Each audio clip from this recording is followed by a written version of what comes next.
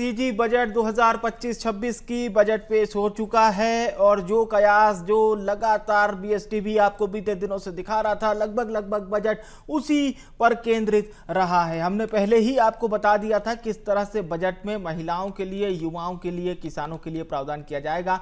आज का बजट भी उसी पर निर्धारित रहा। ये शायद सरकार का दूसरा बजट है और इसके साथ ही साथ वित्त मंत्री ने कहा कि छत्तीसगढ़ में विकास की गाड़ी को तीसरा इंजन मिला। जी हां, डबल इंजन तो चल ही रहे थे, अब तीसरा इंजन निकाय का भी मिल गया है। उनका कहना है कि सीएम साय के नेतृत्व में नई ऊंचाइयों को लेकर हम जा रहे हैं। सभी क्षेत्रों में छत्तीसगढ़ विकास कर रहा है। करने के लिए हम ई-ऑफिस प्रणाली अपना रहे हैं ताकि ऑनलाइन तरीके से समय पर फाइलों का निपटारा हो, विलंब की जिम्मेदारी तय हो, भ्रष्टाचार की आशंका को भी कम किया जा सके। सरकारी सुविधाओं और योजनाओं की आसान और सुनिश्चित डिलीवरी के लिए हम डिजिटल गवर्नेंस का उपयोग कर रहे हैं।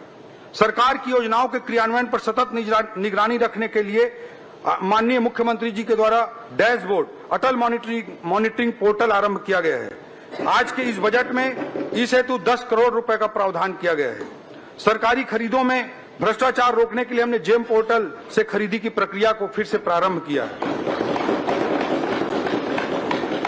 माननीय मुख्यमंत्री जी के नेतृत्व में हमारी सरकार छत्तीसगढ़ में ease of doing business EODB को बढ़ावा देने के लिए दृढ़ संकल्पित है। हमारे द्वारा प्रथम चरण में 20 विभागों के कुल 216 सुधारों को लागू करने का लक्ष्य रखा गया है। इस पूरी मुहिम, जिसे ब्रैप कहते हैं अध्यक्ष महोदय, बिजनेस रिफॉर्म एक्शन प्लान का मूल उद्देश्य व्यवस्था में पारदर्शिता लाना तथा नियमों में सरलीकरण करके प्रक्रियाओं को आसान बनाना है।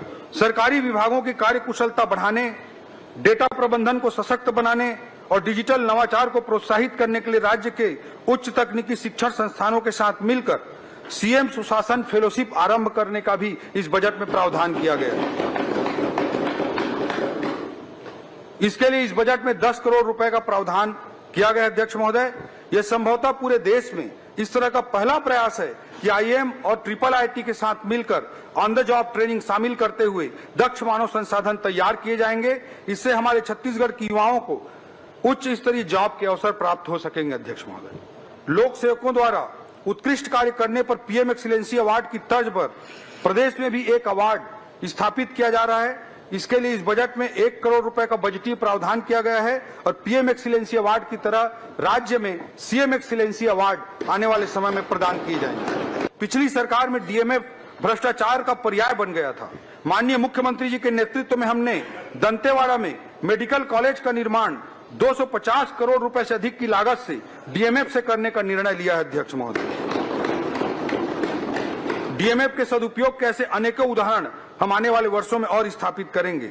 आने वाले समय में डीएमएफ अंतर्गत किए गए कार्यों का सोशल ऑडिट भी सुनिश्चित किया जाएगा। अध्यक्ष महोदय, राज्य के पीडब्ल्यूडी अर्थात लोक निर्माण विभाग के लिए इस बजट में लगभग 9,500 करोड़ रुपए का प्रावधान किया गया है, जो पिछली बार की तुलना में 20% अधिक है। राज्य बनने के बाद पहली बार एक वित्तीय वर्ष में नई सड़कों के निर्माण के लिए इस बार 2,000 करोड़ रुपए का प्रावधान किया गया। अध्यक्ष महोदय, आज बड़े शहरों की जरूरत मेट्रो, मिनी मेट्रो के रूप में सामने आ रही है। अध्यक्ष महोदय, इस बात को ध्यान में रखते हुए, भविष्य की जरूरतों को ध्यान में रखते हुए रायपुर से दुर्ग तक मेट्रो रेल सुविधा के सर्वे का कार्य भी इस बजट में प्रावधानित है। 5 करोड़ रुपए का प्रावधान किया जाएगा। छत्तीसगढ़ विधानसभा में वित्त मंत्री ओपी चौधरी ने छत्तीसगढ़ राज्य का ये जो बजट है 1,65,100 करोड़ का इसे पेश कर दिया है। ये पिछले साल की तुलना में 12% इसकी ज़्यादा की लागत है। आपको बता दें, बजट में जो प्रमुख बातें हैं जिसमें 1 रुपये पेट्रोल सस्ता करने, सरकारी कर्मचारियों को 53% डीए की घोषणा है। वित्त मंत्री ने दरअसल GATI गति थीम पर यह बजट को पेश किया है, साथ ही इसे आस्था का प्रतीक भी बताया है। तो ज्ञान थीम पर ये बजट पेश किया गया। तो इस बार का जो बजट है वो है GATI यानी कि गति, इसको नाम दिया गया है।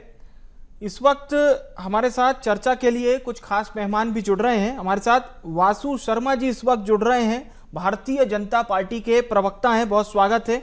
और डॉक्टर अजय चंद्राकर साहब भी हमारे साथ जुड़ रहे हैं, राजनीतिक विश्लेषक हैं, लेकिन अर्थव्यवस्था के भी बहुत अच्छे जानकार हैं। और हमारे साथ कांग्रेस पार्टी से वरिष्ठ नेता हैं, पूर्व विधायक संतराम नेताम साहब भी जुड़ चुके हैं। सभी मेहमानों का सबसे पहले तो BSTV पर स्वागत है। शुरुआत चंद्राकर जी आपसे करेंगे। ओपी चौधरी जी ने बजट पेश कर दिया है, दूसरा बजट, जाहिर सी बात है इसे गति नाम दिया गया है और एक आस्था पर भी बात की गई है। पर मैं आपसे जानना चाह रहा हूं, ये जो 1,65,000 करोड़ से ज्यादा का बजट है, ये हमारे छत्तीसगढ़ी भाई बहनों के लिए कितना मुफीद है शुरुआती तौर पर, अभी अगर हम बात करें तो? नमस्कार पांडे जी। देखिए, पिछले साल जो बजट अनुमानित राज्य का जो कलेक्शन था वो 68,400 रुपया था जी, 400 करोड़ था जी, जो 76,000 करोड़ पहुंचा है। तो निश्चित रूप से इसे ग्रोथ का बजट कहा जाएगा। केंद्र सरकार से पिछले साल जो राजस्व की प्राप्ति हुई थी 57,500 करोड़ रुपया, वो इस साल 65,000 करोड़ रुपया। तो इसे चाहे हम सेवा क्षेत्र की, सर्विस सेक्टर की बात करें या इकोनॉमिकल क्षेत्र की बात करें या फिर सोशल सेक्टर की बात करें, मैन्युफैक्चरिंग की बात करें या इंफ्रास्ट्रक्चर की बात करें या फिर पर्यटन को बढ़ावा देने की बात करें और युवाओं को साथ ही साथ और बहुत अच्छे शब्दों में संबोधित करना कि आपको अब उद्यमी भी बनना है और वेट में कमी करना। हाँ। तो ये सब दृष्टिकोण से कहा जा सकता है कि ये कंप्लीट बजट है। हाँ। और कंप्लीट बजट होने के कारण इसे गति नाम भी देना सार्थक साबित होता है पांडे जी। जी। मेरा सवाल बहुत कठिन था, लेकिन आपने जितना बखूबी से हमारे दर्शकों के लिए जवाब दिया है वो काबिले तारीफ है वाकई में। शर्मा साहब का रुख करते हैं। शर्मा साहब, क्या प्रमुखता से बताना चाहेंगे हमारे दर्शकों को आज के बजट की शुरुआती कुछ प्रमुख ऐसी बातें जो सिर्फ शायद सरकार दे पाई? देखिए, निश्चित रूप से ये बजट जो है ऐतिहासिक बजट है। पिछली बार हमने देखा था माननीय वित्त मंत्री जी ने 1,47,000 करोड़ के बजट पेश किया था। इस बार वो बजट 12% की वृद्धि के साथ 1,65,000 करोड़ के लगभग है जी। निश्चित रूप से ये सर्ववासी बजट इसे कह सकते हैं। हाँ। हर सेक्टर में उन्होंने बजट देने का प्रावधान किया है। हाँ। जैसे वरिष्ठ पत्रकार महोदय भी कह रहे थे, वित्त मंत्री ने भी पहले भी स्पेसिफाई किया कि हम गति के थीम में बजट को प्रोजेक्ट कर पेश किया है। डी का मतलब गुड गवर्नेंस, एच का मतलब एक्सलेटिंग इंफ्रास्ट्रक्चर, टी का मतलब टेक्नोलॉजी, आई का मतलब इंडस्ट्रियल ग्रोथ। इन चारों पैमानों में हमारी पिछली सरकार खरी उतर के दिखाई है। इस बार भी बजट में बहुत सारे बिंदु हैं। महतारियों के लिए बात करें, किसानों के लिए बात करें, अनेकों मेडिकल कॉलेज खोलने की बात करें और निश्चित रूप से जो इंफ्रास्ट्रक्चर पे जोर पिछले 5 साल की कांग्रेस सरकार ने दिया था उसके लिए भी बजट में राशि का प्रावधान किया गया है। तो ये बजट सारे इस वर्गों को ध्यान में रख के और पिछली बार जो बजट था ज्ञान को उसको आगे बढ़ाते हुए गति बजट गति का नाम देके उसको आगे बढ़ाया गया है। ये बजट छत्तीसगढ़ के विकास के लिए, छत्तीसगढ़ के लिए ग्रोथ के लिए ये अच्छा साबित होने वाला है। आपको सबसे पहले ये देखना होगा विवेक जी, जब इससे पहले जो आर्थिक सर्वेक्षण पेश हुआ उसमें हमने देखा कि छत्तीसगढ़ का जीडीपी 7.51%, जो कि राष्ट्रीय औसत से 6.3% से ज्यादा है। यानी ये दर्शाता है कि छत्तीसगढ़ विकास की रफ्तार में तेजी से आगे बढ़ रहा है। छत्तीसगढ़ का राज्य का सकल घरेलू उत्पादक जो 2023-24 में 3,06,712 करोड़ रुपए था, वो बढ़ के 3,29,752 करोड़ रुपए हो गया। अब जब ये बात आई कि जो हमारा जीडीपी साइज पड़ा तो उसमें 2 सेक्टर बड़े महत्वपूर्ण योगदान दिए। कृषि क्षेत्र की मैं बात करता हूं सबसे, क्योंकि हमारा क्षेत्र छत्तीसगढ़ कृषि प्रधान देश है। तो उसमें 2023-24 में 48,987 करोड़ रुपए थे, जो बढ़ के 51,621 करोड़ रुपए हो गए। इसमें वृद्धि 5.38% की वृद्धि हुई। औद्योगिक क्षेत्र की बात करें, जब जिस प्रदेश में अगर औद्योगिक क्षेत्र का विकास होता है तो उस प्रदेश में रोजगार भी उत्पन्न होते हैं और प्रदेश का विकास होता है, देश का भी विकास होता है। उसमें एक आंकड़ा रखता हूं मैं, 1,37,649 करोड़ रुपए 2023-24 में थे। 2024-25 में अनुमान है 1,47,172 करोड़ रुपए। ये वृद्धि है 6.92%। तो हर फील्ड में हर उस पे भारतीय जनता पार्टी की सरकार खरी उतरी है और जो बजट आया है वो महिलाओं के लिए, किसानों के लिए, युवाओं के लिए, सारे लोग के लिए बजट है। किसी भी वर्ग को इससे छोड़ा नहीं गया है। हर वर्ग का ध्यान करके ये गति थीम में बजट बनाया गया है। इससे निश्चित रूप से छत्तीसगढ़ तेजी से आगे बढ़ेगा। और जो जिस जीएसडीपी की बात हम कर रहे थे 5 लाख करोड़ से बढ़ा के 10 लाख करोड़ गति था, थीम वो आपने निश्चित लाई रूप से है इस बार 12 वर्ष और इसे आपने आस्था से भी जोड़ा, इस पर भी बात करेंगे। नेताम जी को चर्चा में जोड़ते हैं। नेताम जी, थोड़ा सा फ्लैशबैक में लिए चलते हैं। जब भूपेश बघेल जी बजट पेश करते थे तो आप लोग बोलते थे कि साहब 15 साल के बाद एक ऐसा बजट वित्त मंत्री और मुख्यमंत्री पेश कर रहे हैं, ये छत्तीसगढ़ को नए आयाम देगा। तो खैर, आज का साय सरकार का दूसरा प्रमुख बजट देखकर क्या कुछ आपको नजर आया, नेताम जी? देखिए आदरणीय विवेक जी, छत्तीसगढ़ की जनता जिस अपेक्षा के साथ आज का बजट को देखने का प्रयास किया था, जिस उम्मीद से छत्तीसगढ़ की जनता ने एक आस लगाया था, पर उस हिसाब से आज का खास बजट मुझे नहीं लगता। हर वर्ग को ठगने का काम, चाहे वो महिला वर्ग को, चाहे युवाओं को, चाहे किसानों को, मुझे नहीं लगता कि ये बजट में हमारे छत्तीसगढ़ के हर वर्ग का विकास हो।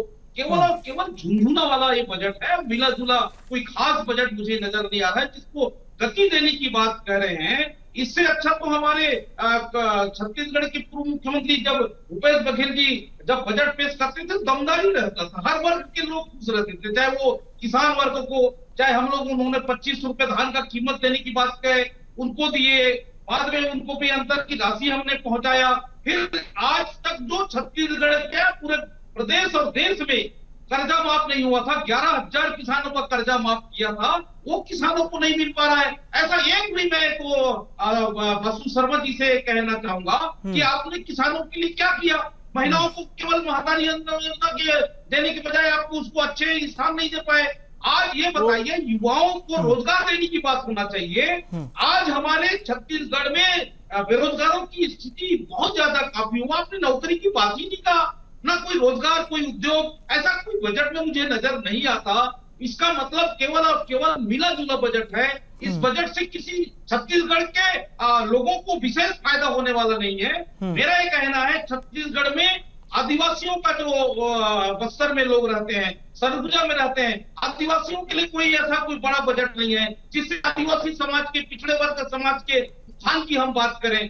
शिक्षा की बात करें, शिक्षा में कोई ऐसा बड़ा प्रावधान नहीं है। केवल जो चलता है बजट में, उस टाइप के आप बजट को आज पेश किए हैं। वित्त मंत्री जी से ये आशा अपेक्षा नहीं की थी छत्तीसगढ़ की जनता कि थोड़ा बजट में हर वर्ग को अच्छे स्थान मिलना चाहिए। खास कोई बजट नहीं है, एक पूरे निराशाजनक बजट में कहूंगा। और छत्तीसगढ़ को केवल धोखा देने का काम भारतीय जनता पार्टी एजुकेशन को लेकर तो ये बजट कोई विशेष छत्तीसगढ़ के लिए नहीं है। नेताम साहब, एजुकेशन को लेकर जो इसमें प्रावधान लाए गए हैं उसको लेकर क्या कहेंगे?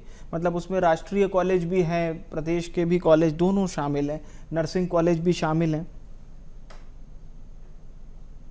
ये छत्तीसगढ़ में शिक्षा के क्षेत्र में आज इतने हम लोगों ने कॉलेज खुलवाया, उसके लिए भवन की व्यवस्था नहीं है। अभी लोग ऐसे ही पढ़ रहे हैं किराए के भवन में, तो ये शिक्षा का स्तर ठीक नहीं है। छात्रावास आश्रम में लोग ऐसे रहते हैं, हमारे आदिवासी बच्चे।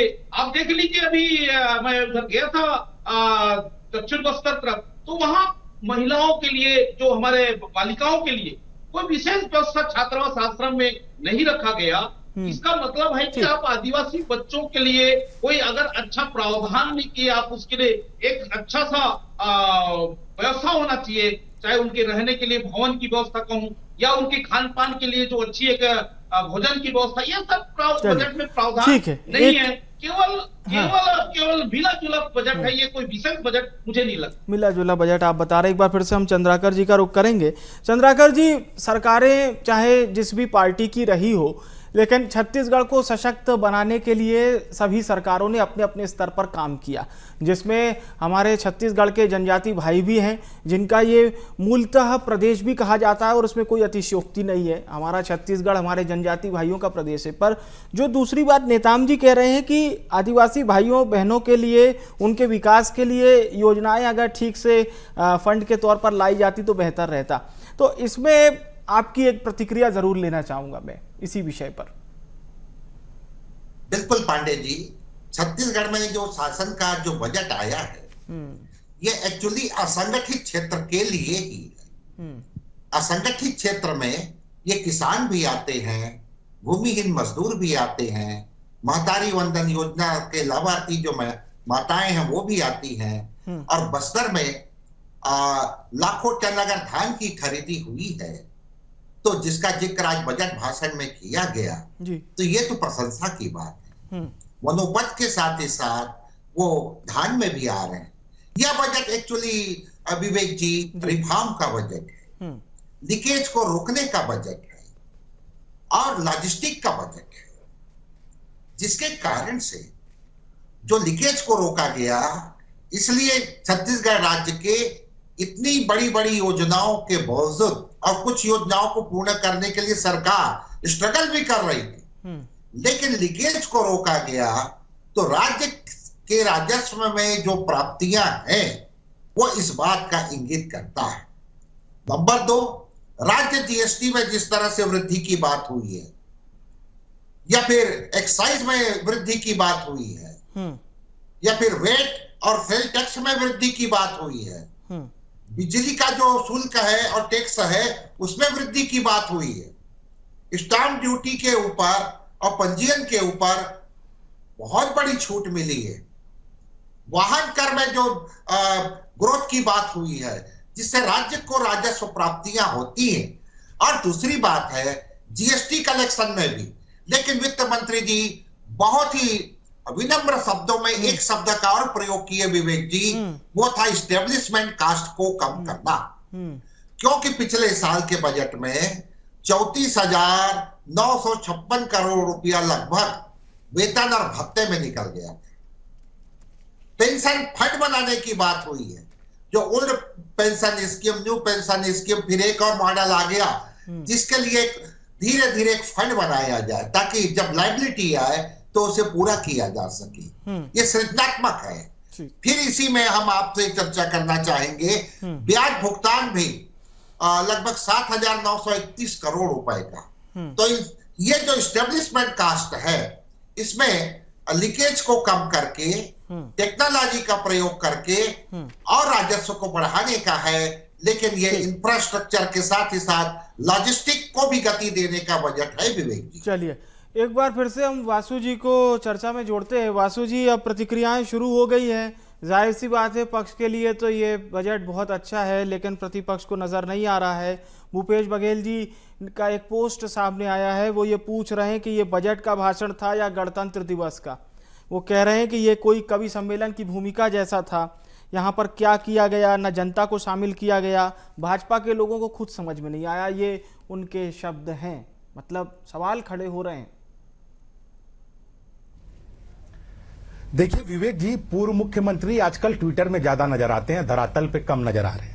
देखिए उन्होंने तो जनता से, अभी नगरीय निकाय चुनाव गुजरे हैं, भारतीय जनता पार्टी नगरीय निकाय में जो घोषणा पत्र तैयार किया वो जनता से सुझाव लेके किया, और जो बजट में तैयार होता है वो भी जनता से सुझाव लेके किया गया। अब पूर्व मुख्यमंत्री जी को ये समझ नहीं आता तो उसमें मैं कुछ नहीं कर सकता।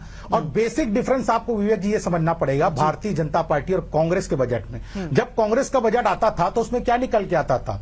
उसमें निकल के आता था कि 25 रुपए कोल परिवहन में घोटाला हो गया, और शराब में घोटाला हो गया, डीएमएफ फंड में घोटाला हो गया, अनेक प्रकार के घोटाले उनके उसमें निकल के आते थे। आज भारतीय जनता पार्टी की सरकार के बजट में, माननीय मुख्यमंत्री विष्णुदेव साय के बजट में, ये बजट विकास के बजट है, डबल इंजन की सरकार का बजट है। मैं तो पूछता हूं कि इनके सरकार में इंफ्रास्ट्रक्चर के काम में 1 रुपए का भी काम इन लोग ढंग से किया हो, शहर के लिए, राजधानी के लिए या पूरे ओवरऑल छत्तीसगढ़ के लिए। इस एक साल में विवेक जी 20,000 करोड़ के रोड इंफ्रास्ट्रक्चर के काम स्वीकृत हुए हैं, 4 फ्लाईओवर रायपुर में स्वीकृत हुए। और प्रमुख जो आपने बात कही, जो आस्था का जो इसमें जिक्र माननीय वित्त मंत्री जी ने किया, उसमें उन्होंने कहा कि ए का मतलब एस्पिरेशन, यह बजट एस्पिरेशन है। एस का मतलब स्ट्रेटेजिक, यह बजट स्ट्रेटेजिक है। टी का मतलब ट्रांसफॉर्मेशन, यह बजट ट्रांसफॉर्मेशन है। एच का मतलब यह बहुत सबसे प्रमुख बिंदु है, ऑनेस्ट, यह बजट हमारे ऑनेस्ट। ए का मतलब एक्शन, एक्शन की रूपरेखा। यह ऑनेस्ट की बात तब आती है जब कांग्रेस की सरकार में जो छत्तीसगढ़ के हित में पैसा लगना था, जो 1 लाख करोड़ से ऊपर की राशि भ्रष्टाचार की भेंट चढ़ गई, जो छत्तीसगढ़ की जनता के हित में पैसा लगने था, उस लीकेज को रोकने का काम भी भारतीय जनता पार्टी की सरकार ने किया है। तब ये बजट लगातार बढ़ रहा है। दूसरी ओर जो प्रमुख वादे इसमें किए गए, मैं कुछ 2-4 वादे आपको गिनाना चाहता हूं। सबसे पहले जनता को राहत देते हुए 1 रुपया पेट्रोल सस्ता किया गया। 53% डीए की घोषणा की गई, जो कर्मचारियों की मांग थी। महतारी वंदन योजना के लिए पहले 3000 करोड़ का प्रावधान था, 5500 करोड़ का प्रावधान है। पीएम आवास के लिए 8500 करोड़ का प्रावधान है, जो कांग्रेस की सरकार ने रोक रखा था। पीएम श्री के लिए स्कूलों की बात करते 277 करोड़ रुपए का प्रावधान है। 1500 करोड़ रुपए 7 योजनाओं के लिए प्रावधान है। तीर्थ योजना जो कांग्रेस सरकार बंद थी, उसके लिए भी 15 करोड़ का योगदान है। 2600 करोड़ रुपए से कौशल विकास के काम किए जाएंगे। बजट में निफ्ट इंस्टीट्यूट की भी बात की गई है, जो नया रायपुर में खुलेगा। 12 से अधिक नर्सिंग कॉलेज के, जो 12 से अब 20 हो जाएंगे, जो 8 पहले से अब 20 हो जाएंगे। अनेकों नए मेडिकल कॉलेज की घोषणा की गई है। तो ये कांग्रेस को नहीं दिखता विवेक जी, तो मैं कुछ नहीं कर सकता, लेकिन जनता को सब दिख रहा है, क्योंकि जनता ने भारतीय जनता पार्टी को आशीर्वाद दिया है और उस पर खरा उतरने का काम कर रही है। जनता को आपका ये जो बजट है, बजट भाषण है, ये भी अच्छे से दिखाई दिया होगा। हमारे साथ इस वक्त गुलाब केडिया जी भी जुड़ चुके हैं, चार्टर्ड अकाउंटेंट हैं और आम आदमी पार्टी से जुड़े हुए हैं। आपका स्वागत है चर्चा में। चूंकि विषय कुछ वैसा ही है जिसे आप बहुत अच्छा और बेहतर समझ सकते हैं और हमारे दर्शकों को भी समझा सकते हैं। पहली प्रतिक्रिया गुलाब जी क्या देंगे आज के इस बजट पर, फिर नेताम साहब का रुख करेंगे जी। मेरी जो सबसे पहली प्रतिक्रिया है, सरकार का इंफ्रास्ट्रक्चर में खर्च करने का कोई नियत नहीं दिखती। रोड खर्चों में मात्र 856 करोड़ का प्रावधान किया गया है। इतना बड़ा स्टेट है, जो भारत के क्षेत्रफल का 4% है हमारा स्टेट, उसके बावजूद रोड में मात्र 856 करोड़। नगर विमानन 10 करोड़। तो नगर विमानन 10 करोड़ बताते हैं, मतलब कोई नया एयरपोर्ट बनने नहीं जा रहा है और कोई शहर भारत से ऐसा कुछ कनेक्टिविटी होता हुआ नहीं दिख रहा है।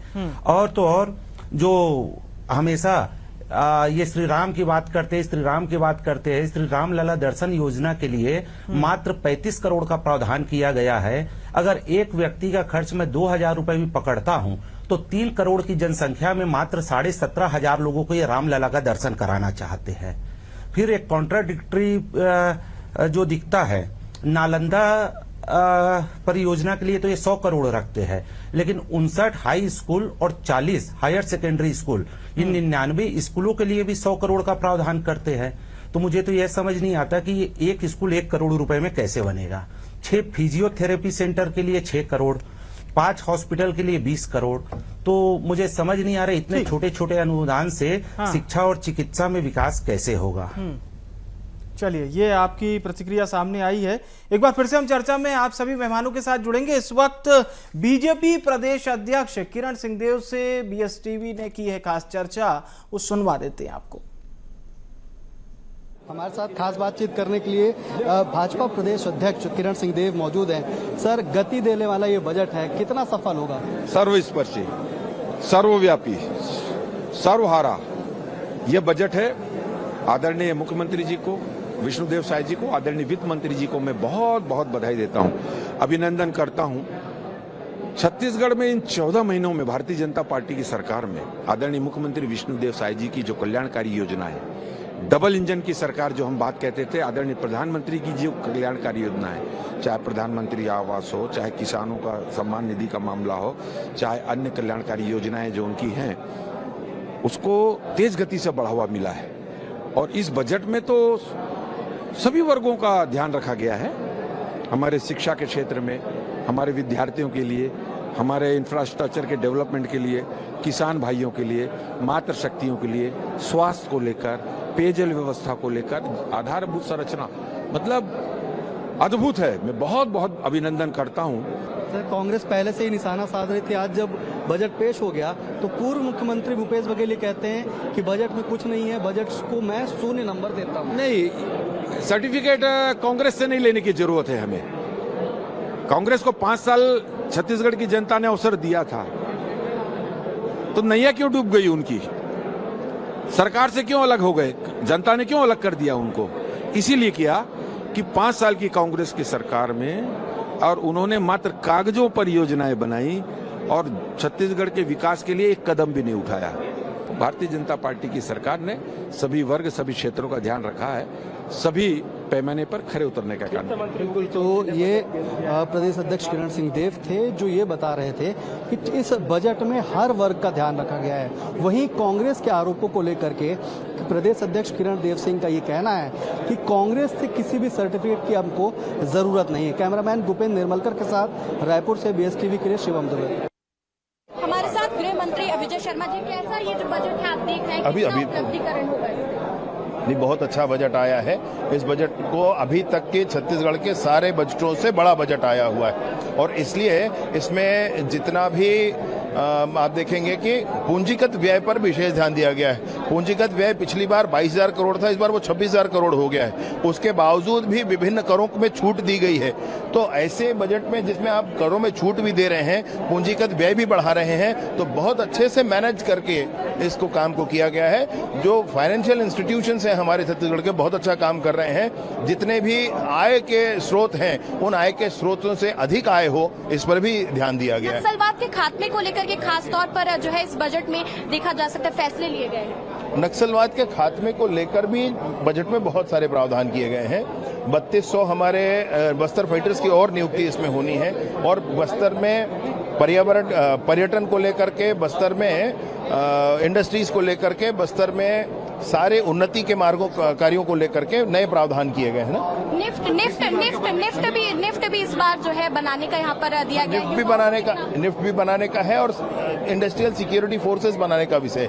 पहले नेशनल सिक्योरिटी, इसमें इंडस्ट्रीज के लिए नई सिक्योरिटी फोर्सेस नहीं थी, प्रावधान बहुत दिनों का था, अभी बजट में उसको लिया गया है। ये बहुत हर्ष का विषय। हमारे साथ आपने सुना विजय शर्मा जी जिन्होंने बताया कि किस तरीके से ये जो बजट है जनता के लिए निकाला गया है, साथ ही में नक्सलवाद के खात्मे के लिए भी इस बजट में कई सारी चीजें जो है वो रखी गई है। और चलिए एक बार फिर से हम इस खास चर्चा में जुड़ते हैं। खास पैनल लगातार हमारे साथ बना हुआ है और अब रुख करेंगे नेताम साहब का। नेताम साहब, जो बात कह रहे हैं बीजेपी प्रदेश अध्यक्ष की हमें कांग्रेस की प्रतिक्रिया से ज्यादा फर्क नहीं पड़ता, कांग्रेस अच्छे बिंदुओं को देखना नहीं चाह रही, तो ऐसे कौन से अच्छे बिंदु हैं जो आप लोग देखना नहीं चाह रहे बीजेपी की भाषा में? देखिए विवेक जी, सबसे पहले जब कोई भी सत्ता में रहते हैं, भारतीय जनता पार्टी आप देख लीजिए, जब सत्ता में रहती है तो उसको किसी का वो नजर नहीं आता, केवल अच्छे अच्छे नजर आते हैं। और ये बजट के बारे में मैं कहना चाहूंगा कि सबसे बड़ा लंबा बजट चला है, करीबन 1.5 घंटे तक उन्होंने पढ़ा। और वास्तविक में हमारे पूर्व मुख्यमंत्री जी ने कहा कि मुझे ऐसा लगा कि आज कोई बजट पे भाषण हो रहा है या कोई कविताएं पढ़ रहे हैं। निश्चित तौर पे पूर्व मुख्यमंत्री भूपेश बघेल जी ये जो इस समय पोस्ट किए हैं वो वास्तव में सही है। इस बजट में आप देखेंगे कोई खास बजट नहीं है, किसी भी वर्ग को विशेष कोई ऐसा प्रावधान नहीं है जिसमें उस वर्ग का उत्थान हो, उस वर्ग का काफी प्रोग्रेस हो। आप एक देख लीजिए कि छत्तीसगढ़ में जब हमारी सरकार थी, भूपेश बघेल की सरकार थी, तो यही वित्त मंत्री जी ओपी चौधरी जी ने बेरोजगारों को ये कहा कि हमारी सरकार आएगी तो हम सबसे पहले आपको हम नौकरी देंगे। पर देखिए आज के बजट से इस बात का खुलासा हो गया और हमारे बेरोजगार जो हैं, युवा जो साथी हैं, उसको ठगने का काम किया गया है। कोई नौकरी का प्रावधान नहीं है, कोई विशेष ऐसा कोई बड़ा उद्योग लगाने की बात नहीं कही गई जिसमें हमारे बेरोजगारों को वहां पर प्राइवेट नौकरी लग सकता है या कोई उद्योग में उनको शामिल किया गया। जिस प्रकार से सबसे ज्यादा बस्तर के लोगों को और सरगुजा के जो आदिवासी युवा जो आज पढ़े लिखे बेरोजगार हैं, उसके लिए इस बजट में कोई प्रावधान नहीं है। केवल झुंझुना का काम किया है, मिला जुला असर। मैं पहले भी कहा कि विशेष जो छत्तीसगढ़ की जनता की जो ये बड़ा सवाल आपने पूछा है, सीधा जवाब ले लेते हैं वासु शर्मा जी से। वासु शर्मा जी, नेताम जी बजट को एनालिसिस कर रहे हैं और ये कह रहे हैं कि साहब ये तो बस एक झुंझुना है, एक सॉफ्ट माउथ ऑर्गन है, बस अच्छा सुनाई दे रहा है, दिखाई दे रहा है, मिल कुछ नहीं रहा है ज्यादा। यही है विवेक जी, जैसी नियत है वैसा ही सवाल और प्रश्न उठा रहे हैं हमारे पूर्व विधायक जी कांग्रेस के। उनके जमाने में क्या क्या हुआ है ये सब ने देखा है। आज छत्तीसगढ़ की जनता भारतीय जनता पार्टी और डबल इंजन की सरकार को भी देख रही है। हमने काम किया है, हमने काम के आधार के बीच जनता के बीच भी गए। हमने लोकसभा चुनाव लड़ा, हम उसमें जीते, 11 में से 10 सीट जीते। हमने एक रायपुर में उपचुनाव लड़ा, वो भी जीते। हमने नगर पालिका, नगर पंचायत चुनाव भी पूर्ण बहुमत से जीता। ये जनता का आशीर्वाद है। अगर भारतीय जनता पार्टी ने काम करके नहीं दिखाया होता तो जनता आशीर्वाद थोड़ी नहीं देती। जैसे 5 साल में इनको आशीर्वाद नहीं मिला, इन्होंने काम किया क्योंकि महापौर इन्होंने अप्रत्यक्ष प्रणाली से बना लिया था, क्योंकि इनको डर था, क्योंकि 1 साल में इनके काम की नीयत जो थी वो खराब हो गई थी, वो जनता ने देखा था। दूसरी बात, बहुत सारे बिंदु ऐसे हैं कि इसमें विधायक महोदय पढ़ नहीं रहे हैं, विधायक महोदय बोलना नहीं चाहते, ये बात अलग है। लेकिन बहुत सारी बातें फूड पार्क की बात करना चाहता हूं मैं। फूड पार्क, विवेक जी आपने सुना होगा, राहुल गांधी जी जब उस समय विधानसभा चुनाव में आए थे तो उन्होंने कहा था हर जिले में फूड पार्क की स्थापना हम करेंगे जैसी हमारी सरकार बनेगी। सरकार बने हुए 5 साल बीत गए, कहीं फूड पार्क की स्थापना नहीं हुई। आज भारतीय जनता पार्टी की सरकार ने 15 करोड़ रुपए उस फूड पार्क की स्थापना के लिए इसमें घोषणा की गई है। तो ऐसे बहुत सारे मुद्दे जो कांग्रेस के जमाने में घोषणा हुए थे वो पूरा नहीं कर पाए, हम पूरा किए।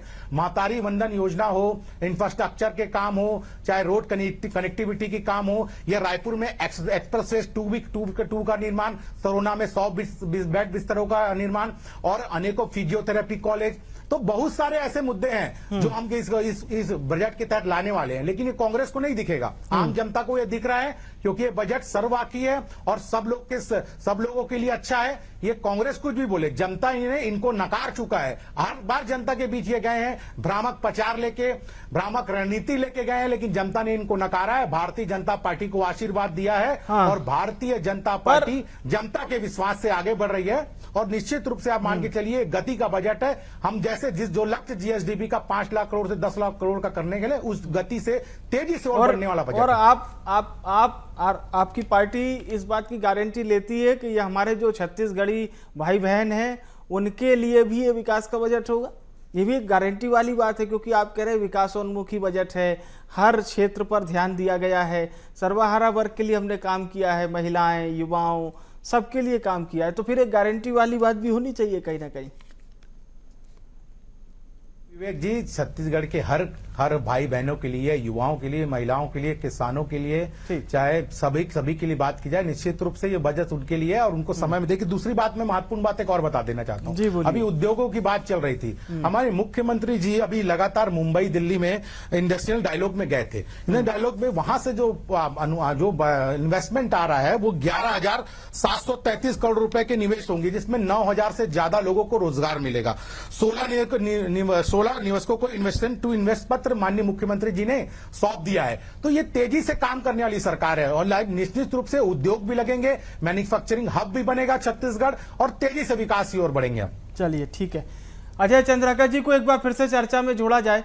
चंद्राकर साहब, किसानों के लिए थोड़ी सी बात कर लेते हैं, क्योंकि धान प्रदत्त हमारा प्रदेश है, धान का कटोरा इसका उपनाम है और तकरीबन 30 साल की पढ़ाई जिन्होंने की होगी, यानी कि बीते 30 साल से वो इसको धान का कटोरा के नाम से ही जानते हैं।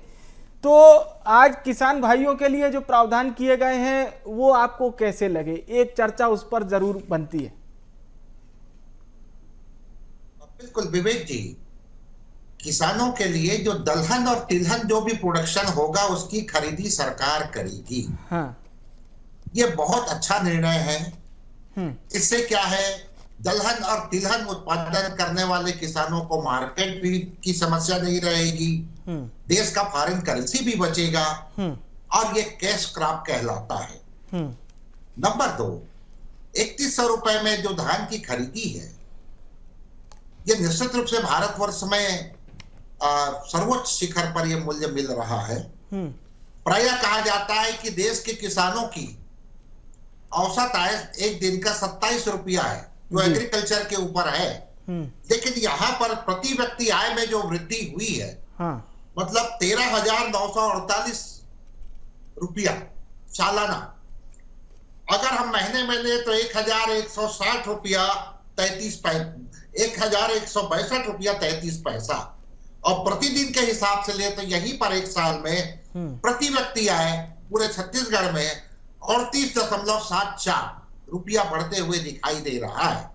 तो दलहन और तिलहन की खरीदी, और इसी परिप्रेक्ष्य में हार्टिकल्चर के ऊपर भी बात हुई, और हार्टिकल्चर के साथ ही साथ एरिगेशन को बढ़ाने की बात हुई। वो बहुत बड़ी बात है। 1 लाख हेक्टेयर की जो बात हो रही है इरिगेशन के लिए, हालांकि उसमें और बजट प्रावधान करना चाहिए था, लेकिन विवेक जी हमें यह भी याद रखना है कि हमारा देखिए जीएसडीपी 2 प्रकार का होता है। जी जी। एक स्थिर मूल्य का जी और दूसरा बाजार मूल्य का। तो जो हमारा लोन यहां बतलाया गया है स्थिर मूल्य में 2.97% हम बाउंड्री में हैं।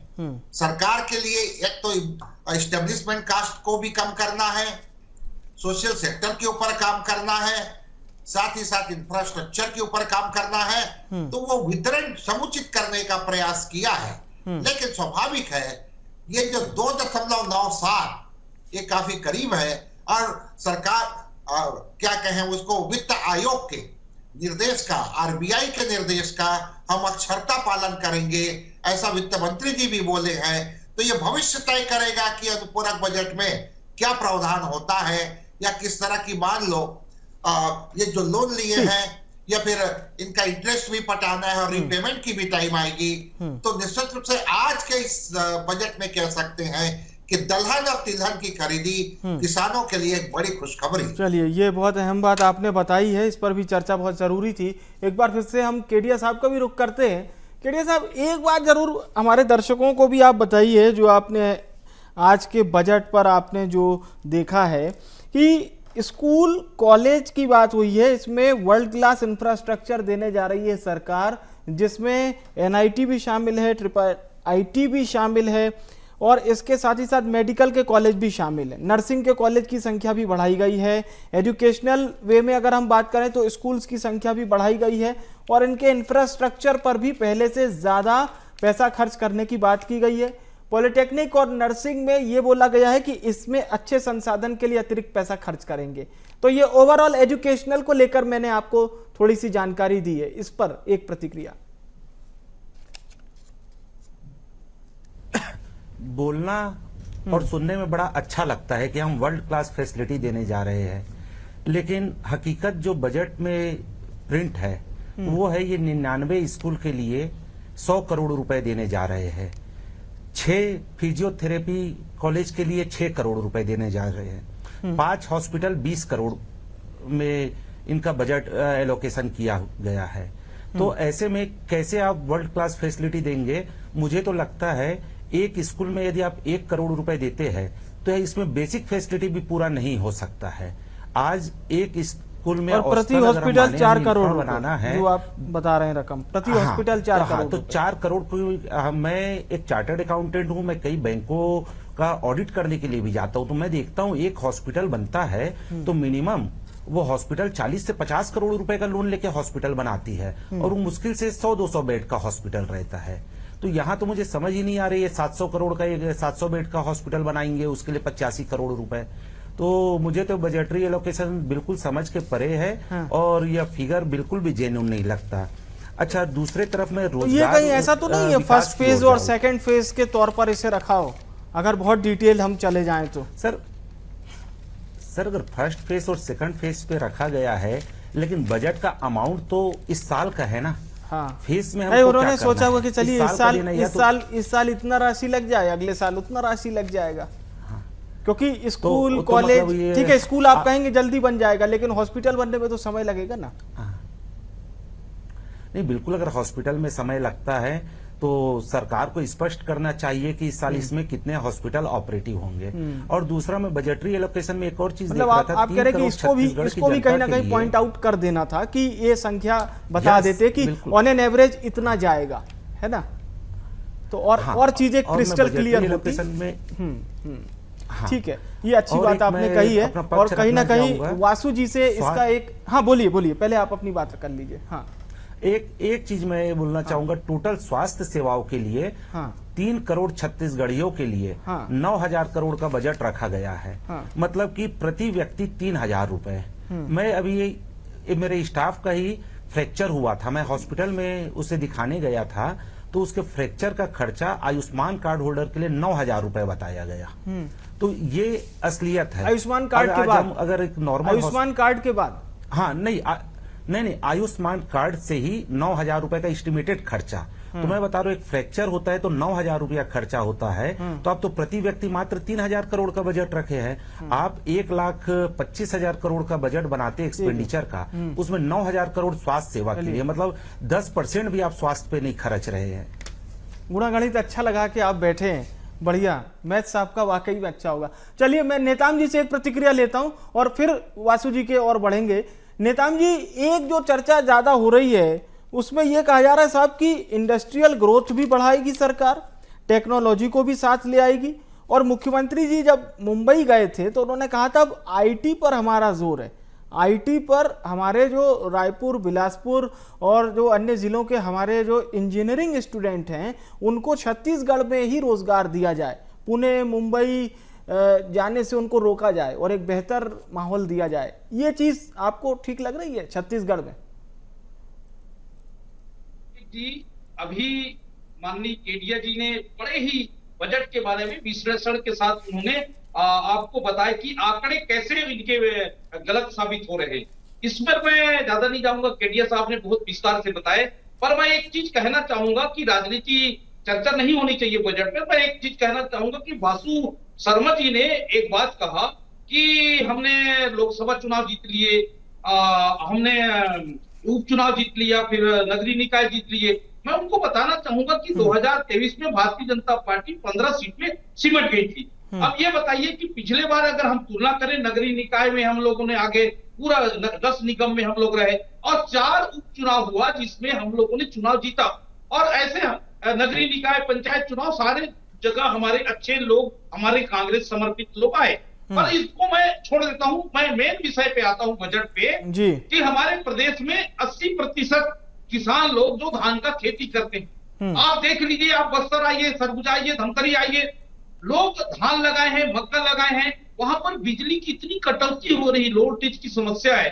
आज उस किसान तड़प रहा है, रोड पे आ रहा है, चक्का जाम कर रहे हैं। तो कुल मिला के बिजली की समस्या का समाधान कौन करेगा? आज डबल इंजन की सरकार में मोदी जी ने कहा था कि 2022 में 22 तक हम किसानों का आय को हम दुगुना करेंगे। आज 25 हो गया साहब। मैं पूछना चाहूंगा कि किसानों का आय दुगुना कब होगा? किसान जानना चाहता है। आप किसानों को कोई विशेष फायदा नहीं दे रहे हैं। तो किसान हमारे छत्तीसगढ़ के अन्नदाता हैं, छत्तीसगढ़ को धान का कटोरा कहा जाता है। आप किसानों को मजबूत नहीं करेंगे, हमारे भाई बहनों को मजबूत नहीं करेंगे, उनका कर्जा माफ नहीं करेंगे, बिजली ज्यादा दर वसूल करेंगे, तो आपका बजट का प्रावधान ये अच्छा होना चाहिए। सवाल किसानों के साथ धोखा हो रहा है, सवाल का जवाब ले लेते हैं। धोखा हो रहा है। जी, आपके सवाल का जवाब ले लेते हैं। शर्मा जी, अब देखिए, एक बजट को अगर हम समझें तो ये बिल्कुल एक उपन्यास की तरह होता है, नॉवेल की तरह होता है, जिसका इंडेक्स, जिस पर अभी हम चर्चा कर रहे हैं, अगर पूरे बजट पर चर्चा करेंगे तो लगभग 2 दिन लग जाएगा एक एक चीज पर चर्चा करने में। ठीक है, तो इंडेक्स पर चर्चा हो रही है, नेताम जी भी जवाब दे रहे हैं, चंद्राकर जी भी अपनी प्रतिक्रिया दे रहे हैं, केडिया जी भी दे रहे हैं।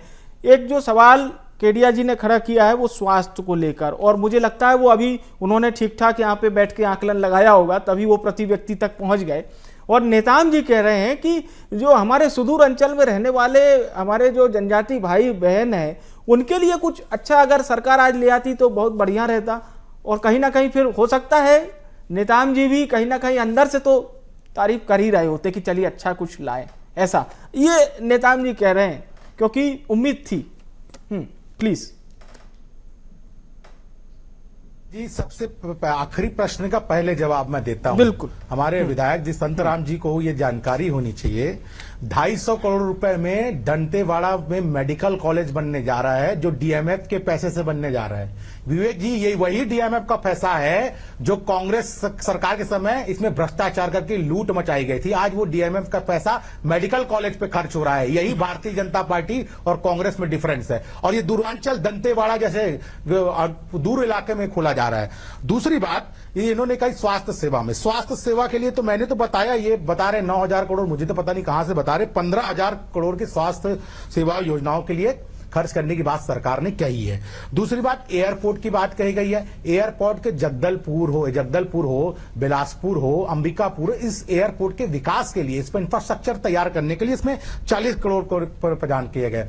और पीडब्ल्यूडी, लोक निर्माण विभाग के लिए जो पिछले की तुलना में इस बार बजट बढ़ाया गया है, 9500 करोड़ रुपए का प्रावधान किया गया। इंफ्रास्ट्रक्चर में जोर देने के लिए ये बजट बढ़ाया गया है। और मुख्यमंत्री नगर उत्थान योजना, जो ये पहली बार योजना लागू हुई है, उसमें 500 करोड़ रुपए जो नगरीय निकाय के क्षेत्र हैं, उस क्षेत्र के विकास के लिए, उस क्षेत्र में इंफ्रास्ट्रक्चर के काम के लिए 500 करोड़ रुपए के प्रावधान किए गए। अब मुझे नहीं पता विवेक जी, ये कांग्रेस पार्टी को और ये बाकी लोगों को क्यों नहीं दिखता। ये मैं इसीलिए कह रहा हूं विवेक जी, ये जनता समझती है कि झूठ आप एक बार बोल सकते हो, बार बार झूठ बोलने से आपकी सरकार, आपको आगे सरकार जनता नहीं चुनेगी। झूठ एक ही सीमा समय तक चलेगा। जैसे इन्होंने झूठ बोल के सत्ता हासिल कर ली, हम मतारियों को 500 रुपए देंगे, नहीं मिला। हमने शराबबंदी, हम आएंगे कसम खा के कहीं शराबबंदी कर देंगे, नहीं किया। तो ये ऐसा झूठ एक बार चलता है। और ना तो वो किसी शहर के लिए विकास के काम कर पाए, ना ही छत्तीसगढ़ के लिए कर पाए। और छत्तीसगढ़ का 1 लाख करोड़ रुपए का भ्रष्टाचार की जो बेट चढ़ा वो अलग। ये भारतीय जनता पार्टी की सरकार है। और मुख्यमंत्री जी के बनने के बाद मुख्यमंत्री जी ने एक विभाग का गठन किया, सुशासन विभाग का। सुशासन विभाग का गठन करके सारे जगह की मॉनिटरिंग की जा रही है कि किसी प्रकार का भी भ्रष्टाचार का शिकायत मिलने में त्वरित कार्रवाई की जाती है। ये भारतीय जनता पार्टी की सुशासन की सरकार है विवेक जी। ठीक है। और जो बात स्वास्थ्य पे खड़ी हो रही है, इस पर क्या कहेंगे? ये कहा जा रहा है कि साहब स्वास्थ्य पर आप मेडिकल कॉलेज में इजाफा कर रहे हैं, नर्सिंग कॉलेज में इजाफा कर रहे हैं, लेकिन जो बजट का प्रावधान है वो प्रति व्यक्ति तक उतना मुफीद साबित नहीं हो रहा है। एक छोटा सा उदाहरण भी हमें गुलाब जी ने अभी दिया था, जिसमें वो बता रहे थे कि भाई एक अगर किसी को फ्रैक्चर हो जाए, वैसे खुदा ना खास्ता किसी को हो, लेकिन मान लीजिए हो जाए, तो लगभग 9 से 10 हजार रुपये खर्चा पड़ जाता है। और उन्होंने आपके जो स्वास्थ्य बजट का ऑन एवरेज निकाला है वो तकरीबन 3 से 3.5 हजार के आसपास था, ये उनका एवरेज था। तो इसकी भी एक कहीं ना कहीं बातचीत में बड़े आंकड़े अच्छे तो लगते हैं, लेकिन वो प्रति व्यक्ति तक किस तरह से पहुंच रहे हैं, एक इसकी भी चर्चा जरूर होनी चाहिए।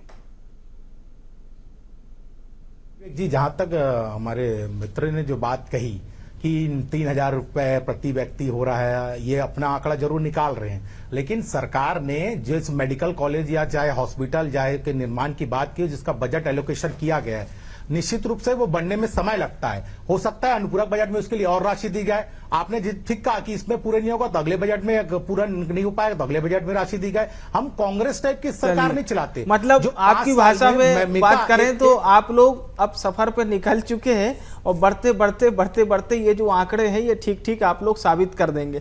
चंद्राकर जी का रुख करते हैं और चंद्राकर जी से ये सवाल मैं जरूर पूछना चाहूंगा।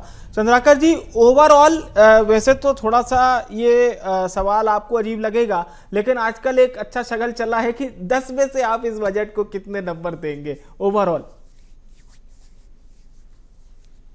विवेक जी, छोटा सा राज्य, छोटा सा राजस्व, केंद्र का अनुदान, केंद्र के द्वारा अलग एड या फिर केंद्र से प्राप्त जो टैक्स है, ये आप देख लीजिए सीमित है इसमें। तो निश्चित रूप से इसमें स्टेब्लिशमेंट कास्ट तो आपका 50,000 करोड़ से आयुष ही निकल रहा है।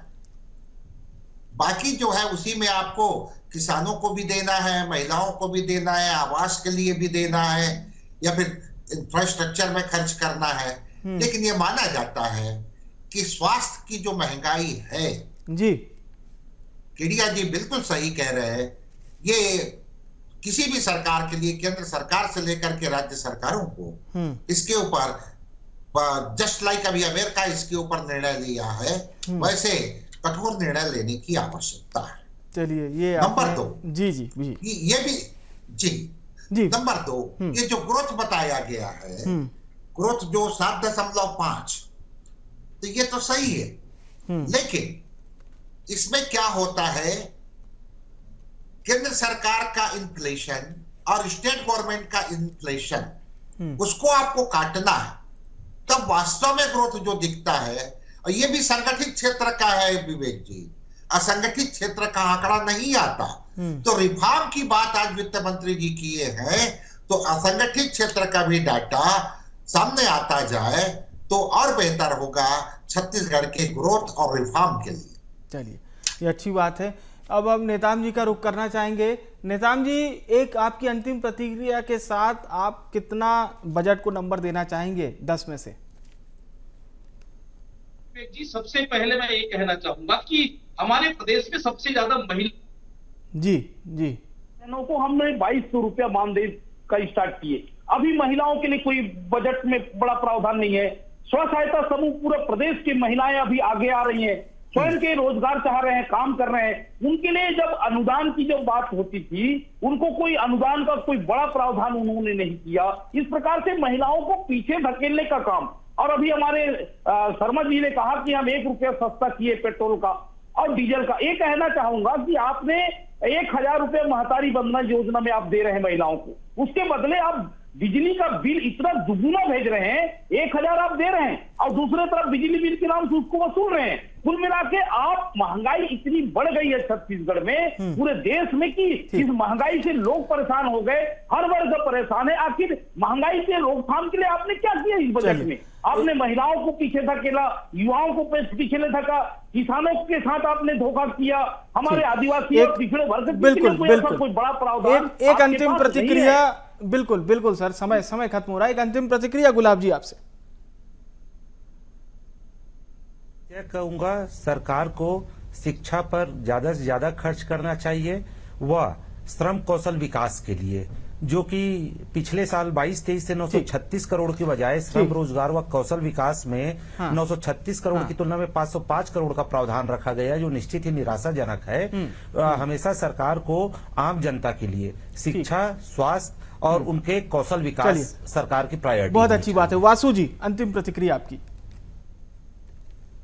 देखिए, निश्चित रूप से बजट सर्वासी बकस है, हर वर्गों को फायदा पहुंचाने वाला बजट है। विवेक जी, निश्चित रूप से जो हमारा सपना है मोदी जी का 2047 में विकसित छत्तीसगढ़ हो, विकसित भारत हो, उस और दिशा में ले जाने वाला बजट है। चलिए, मैं बहुत बहुत धन्यवाद करूंगा आप सभी मेहमानों का। बहुत बहुत शुक्रिया हमारे साथ इस चर्चा में शामिल होने के लिए। धन्यवाद।